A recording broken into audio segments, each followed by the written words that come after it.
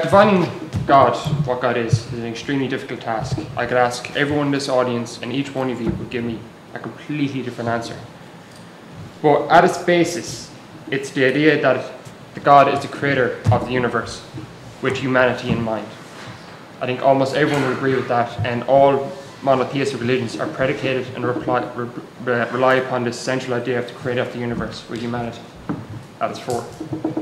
So it's this idea of the supernatural creator where I'm going to focus my attention.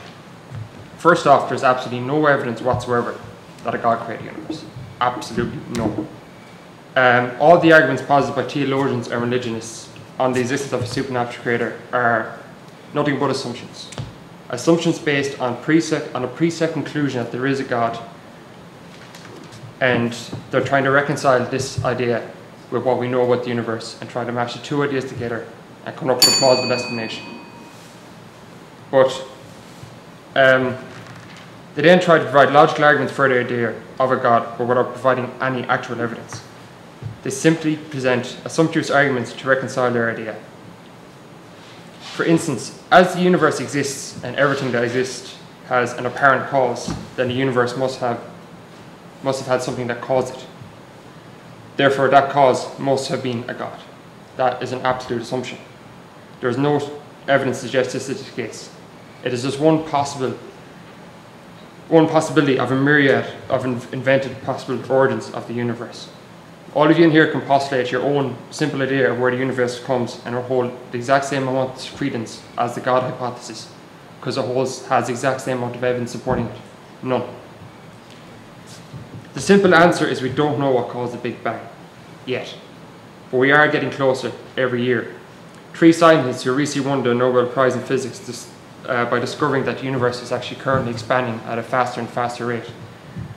Their research has, for the first time, allowed us to postulate what caused the Big Bang, and it's only the first theory that's come out. There's going to be more and more, and eventually we will know what caused the universe, what created the universe. And as always, there's, like every other preceding scientific theory, there's absolutely no reason to believe that there's a supernatural creator involved whatsoever. There's also the design argument that the universe is remarkably fine-tuned to allow for intelligent life, and that at one change in any of the parameters of a universe would prevent life from existing. For instance, gravitational force. If that was changed, life wouldn't be able to create. But again, this is an assumption, and it's not based on any evidence. But aside from the fact of assumption, it's an entirely flawed premise. Victor Stenger, who's a US physicist, has combated this notion in his book, The Fallacy of Fine-Tuning, which shows how many of the parameters could easily be altered, yet a universe will still easily support intelligent life. And there's also, of course, the multiverse theory, which allows for infinite number of universes, all with infinite number of parameters, and we're just one of those. But to suggest a universe with a minimum estimate of 170 billion galaxies, that's the minimum, some say 500 billion galaxies, each containing an average of 200 billion planets, is finely tuned so that one of several species of humanity, there's about 8, several species of humanity could exist on a planet where 99.9% of all life that's ever existed is extinct, is fine-tuned, is just absolutely absurd. And finally, the most important argument of morality. There is a claim that an objective morality exists independent of human opinion. That is, their actions are right or wrong, regardless of whether humans perceive them to be right or wrong. And God is proposed as the best explanation for the existence of objective moral values. Again, this is an assumption, but no evidence linking between objective moral values and the existence of a God. It's another case of trying to fit a predetermined conclusion of what we know of morality. But first of all, it's not certain that all morality is objective. We don't know. We just simply don't know yet. Nor is a God required for humans to possess objective morality. Morality is simply a product of evolution. Things like compassion and empathy are necessary for the survival of our species. And morality is often observed in other species. For instance, a study of capuchin monkeys show that when they're given two options, they always choose the one that's mutually beneficial rather than the one that's selfish.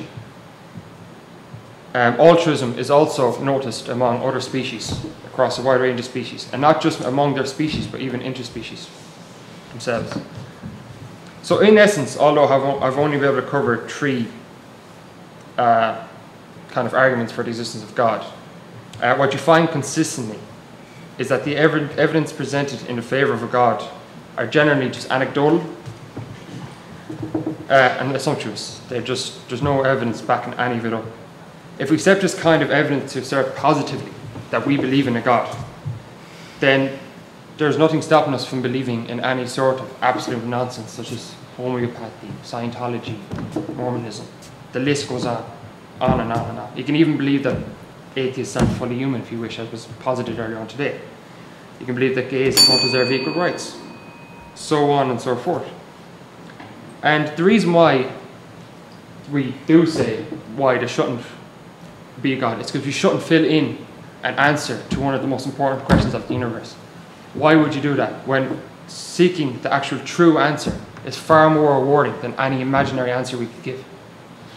So I'm going to oppose this motion and argue that you don't fill in a blank answer with an imaginary hypothesis, and instead we seek out the true answer, which would be far more enjoyable and far more rewarding.